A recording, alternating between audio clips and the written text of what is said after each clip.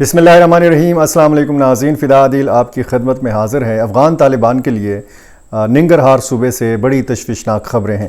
اور یہ خبریں موصول ہو رہی ہیں ننگرہار صوبے کا جو ضلع اچین ہے، اور یہاں پہ مامند ایک علاقہ ہے، یہاں سے یہ افسوسناک اطلاعات موصول ہو رہی ہیں کہ طالبان کے اوپر حملہ کیا گیا ہے اور اس میں 25 طالبان مارے گئے ہیں اور ان کے سر بھی تن سے جدا کیے گئے ہیں۔ یہ حملہ کیا ہے داعش خراسان نے، یہ بتایا جا رہا ہے کہ داعش خراسان نے یہ حملہ کیا ہے، اور ایک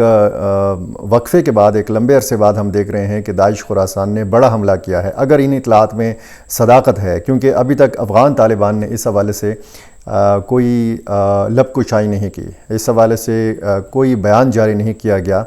کہ اس واقعے کی جس میں یا تو تردید ہو یا پھر تصدیق ہو۔ افغان میڈیا اس کو رپورٹ کر رہا ہے، افغانستان کے جو منجے ہوئے صحافی ہیں وہ اس بات کو رپورٹ کر رہے ہیں، اس واقعے کو رپورٹ کر رہے ہیں، اور یہاں تک بتا رہے ہیں کہ نہ صرف 25 طالبان اہلکاروں کو مارا گیا ہے، بلکہ ان میں سے کئی جو اکثر جو اہلکار ہیں ان کے سر تن سے جدا کیے گئے، ان کو ذبح کیا گیا ہے۔ یہ صورتحال کافی تشویشناک ہے افغان طالبان کے لیے، کیونکہ آلریڈی وہ بدخشاں میں مزاحمت کا سامنا کر رہے ہیں۔ وہاں پہ جمعہ خان فاتح کے حوالے سے بھی کچھ اطلاعات ہیں، وہ بھی میں نے آپ کے سامنے رکھنی ہے۔ سب سے پہلے اسی معاملے پہ بات کر لیتے ہیں۔ یہ بتایا گیا ہے کہ بہت زیادہ بڑی تعداد میں، یعنی اگر 25 طالبان کو مارا جاتا ہے تو اس کا مطلب یہ ہے کہ حملہ کرنے والے اس سے بڑی تعداد میں، اس سے زیادہ تعداد میں ہوں گے، کیونکہ طالبان اہلکاروں کے پاس بھی اسلحہ ہوتا ہے، اور جس طریقے سے اس جگہ کو نشانہ بنایا گیا ہے، یا اس جگہ کی اہمیت کے حوالے سے اگر آپ بات کریں تو یہ پاکستان کی سرحد کے بہت قریب علاقہ ہے۔ ننگرہار صوبہ آپ کو پتہ ہے کہ لگتا ہے پاکستان کی سرحد کے ساتھ، اور اس صوبے کا جو دارالحکومت ہے وہ جلال آباد ہے۔ جب آپ تورخم پار کرتے ہیں تو پہلا شہر افغانستان کا آپ کے سامنے جلال آباد آتا ہے۔ تو اس صوبے کا ضلع، اور یہاں پر داعش خراسان کی اتنی بڑی کارروائی۔ اب داعش خراسان نے اس سے پہلے بھی افغان طالبان کے اوپر حملے کیے ہیں۔ اگر میں ان حملوں کی تفصیل آپ کے سامنے رکھوں تو ظاہر ہے کہ ایک طویل ایک بات ہو جائے گی اس پہ۔ ایک تو جب آپ کو پتہ ہے کہ ایئرپورٹ پہ، حامد کرزئی انٹرنیشنل ایئرپورٹ پہ جب حملہ کیا گیا تھا، بالکل شروع کے دن تھے افغان طالبان کے، اور اس میں کوئی 180 سے زیادہ لوگ جو ہیں یہ مارے گئے تھے۔ اس حملے کے بارے میں بتایا گیا ہے کہ یہ داعش خراسان نے کیا تھا، اور داعش خراسان نے کچھ اور علاقوں میں بھی جو ہے یہ حملے کیے تھے۔ ان میں جوزجان، ارزگان، زابل، خوست اور پکتیا، اور ساتھ ساتھ ان کی سرگرمیاں جو ہیں یہ دیکھی گئیں کنڑ، کابل میں بھی، پروان میں بھی، اور قندھار میں بھی۔ اب اگر طول و عرض دیکھیں افغانستان کا، اور یہاں پہ داعش خراسان کی موجودگی دیکھیں اور ان کی کارروائیاں دیکھیں، تو پھر ظاہر ہے ہر رات میں بھی ایک جھڑپ ہوئی تھی افغان طالبان اور ISKP کے مابین، اور مقصد ظاہر ہے کہ داعش خراسان کا یہی ہے کہ افغان طالبان کی حکومت کو عدم استحکام سے دوچار کیا جائے۔ اور یہ سلسلہ ہم یہ دیکھ رہے ہیں کہ جب 2021 میں افغان طالبان برسر اقتدار آئے تو پھر کہا گیا کہ جی بہت سارے جیلوں سے بہت سارے لوگ جو ہیں جو امریکہ نے یا سابقہ حکومتوں نے گرفتار کیے تھے، ان کی جب رہائی ہوئی تو بہت زیادہ لوگ جو ہیں یہ داعش خراسان میں شامل ہو گئے تھے، اور ان کے حملوں میں اضافہ بھی دیکھنے کو ملا تھا۔ NRF، AFF یا باقی جو مزاحمتی گروپس ہیں جو شروع دن سے سرگرم ہیں، ان کے مقابلے میں داعش خراسان کو زیادہ خطرناک سمجھا جاتا تھا افغان طالبان کے لیے۔ اسی طرح آپ دیکھیں تو افغان طالبان نے ان کے متعدد ٹھکانوں کے خلاف کارروائیاں بھی کی ہیں، اور یہ بھی بتایا گیا کہ 2025 میں ان کے حملوں میں کمی دیکھنے کو ملی، لیکن یہ بھی ساتھ ساتھ بتایا جاتا رہا کہ ان کے حملے دوبارہ سے شروع ہو سکتے ہیں، ان کو کسی مناسب موقع کا انتظار ہے، اور شاید افغان طالبان کو جو چیلنج شمالی صوبوں سے درپیش ہے، اسی ایک وقت کا شاید داعش خراسان کو انتظار تھا۔ اب داعش خراسان کے حوالے سے ذبیح اللہ مجاہد اور باقی افغان طالبان رہنما یہ کہتے رہے ہیں کہ داعش خراسان کو کچل دیا گیا ہے، اب اس میں اتنا دم خم نہیں ہے کہ کوئی مزاحمت کر سکے، اور اس کو بہت کمزور کر لیا گیا ہے۔ اگر آپ روس کے حوالے سے بات کریں جس نے افغان طالبان کی حکومت کو تسلیم کر رکھا ہے، تو اس میں ایک بنیادی وجہ جو بتائی جاتی ہے سیکیورٹی ماہرین کی طرف سے یا اس خطے کے ماہرین کی طرف سے، وہ یہ ہے کہ بنیادی وجہ اس کی یہ تھی کہ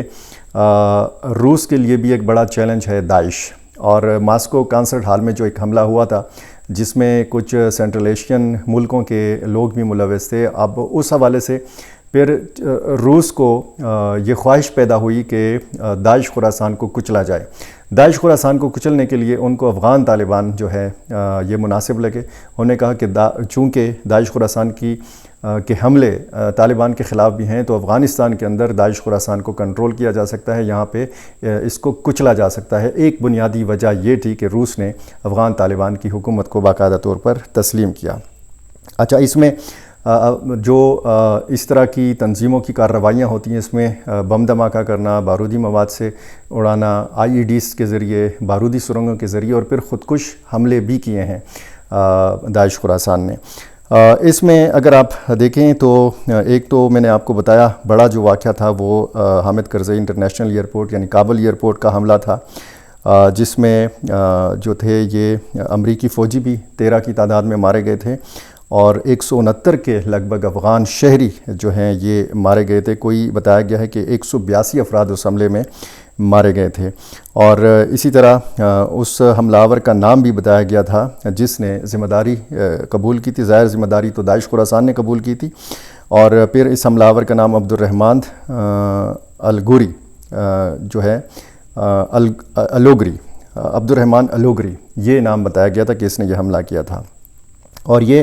امریکی انخلاء کے دوران، یہ یعنی آخری جب آپ کو پتہ ہے کہ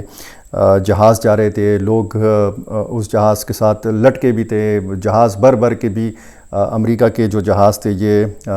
لے کے گئے تھے افغانوں کو، وہ افغان جو طالبان کے برسر اقتدار آنے کے بعد افغانستان چھوڑنا چاہتے تھے۔ اسی طرح جو موجودہ وزیر داخلہ ہیں سراج الدین حقانی، ان کے چچا تھے، مہاجرین کے وزیر تھے الحاج خلیل الرحمن حقانی، ان کو 11 دسمبر 2024 کو کابل میں جو ہے یہ مارا گیا،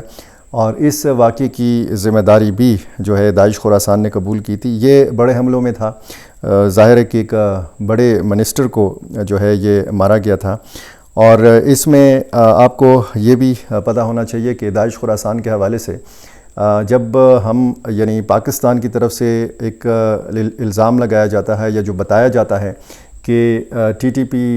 بی ایل اے یا پھر گل بہادر گروپ یا باقی تنظیموں کے جو قائدین ہیں وہ افغانستان کے اندر موجود ہیں، اور ان تنظیموں کی پناہ گاہیں ہیں، ان کے ٹریننگ کیمپس ہیں افغانستان کے اندر، تو پھر جوابی الزام افغانستان کے طالبان کی طرف سے داعش خراسان کے حوالے سے لگایا جاتا ہے، اور کہا جاتا ہے کہ جی پاکستان کی سرزمین افغانستان کے خلاف استعمال ہوتی ہے، اور بلوچستان اور خیبر پختونخوا میں داعش خراسان کے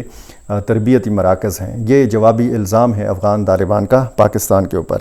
تو یہ بڑا جو واقعہ ہوا ہے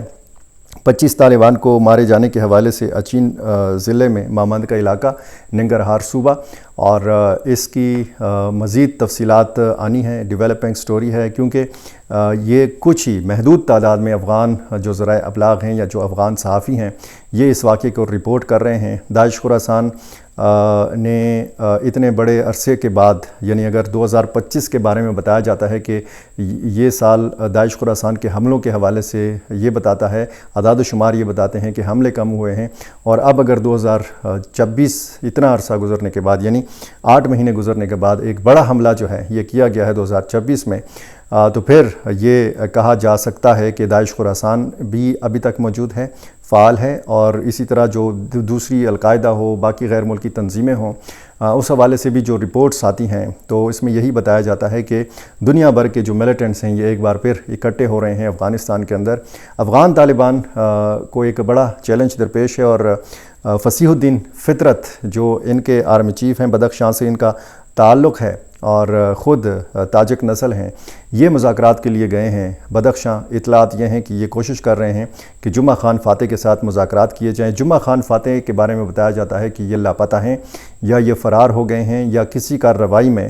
مارے گئے ہیں یا زخمی ہوئے ہیں، کوئی ان کے بارے میں کوئی اطلاع نہیں ہے۔ لیکن اگر فصیح الدین فطرت مذاکرات کے لیے بدخشاں پہنچے ہیں، وہاں پہ گئے ہیں اور یہ ایسی اطلاعات آ رہی ہیں، تو اس کا مطلب یہ ہے کہ جمعہ خان فاتح زندہ بھی ہے اور کہیں پہ موجود بھی ہے، اور افغان طالبان کو پتہ ہے، معلوم ہے کہ وہ کہاں پہ موجود ہے۔ لیکن ساتھ ساتھ بدخشاں سے ایسی رپورٹس بھی موصول ہو رہی ہیں کہ وہاں پہ اب بھی لڑائی جاری ہے، ایک طرف مذاکرات کی کوشش ہے، دوسری طرف جنگ ہو رہی ہے، اس میں دو طرفہ جانی نقصان بھی ہو رہا ہے۔ بہت ساری اطلاعات وہاں سے نہیں آتی جن علاقوں میں یہ لڑائی چل رہی ہے، کیونکہ انٹرنیٹ کی سہولت وہاں پہ بند کی گئی ہے، جو کمیونیکیشن کے ذرائع ہیں وہ محدود کیے گئے ہیں، تو اس وجہ سے بہت ساری جو مصدقہ اطلاعات ہیں ان تک رسائی بہت زیادہ مشکل ہے۔ میرے ساتھ جڑے رہیے، میرے ساتھ جڑے رہنے کے لیے لازمی ہے کہ آپ نے میرا چینل سبسکرائب کیا ہو اور مجھے اپنی رائے سے ضرور نوازا کیجیے۔ بہت شکریہ۔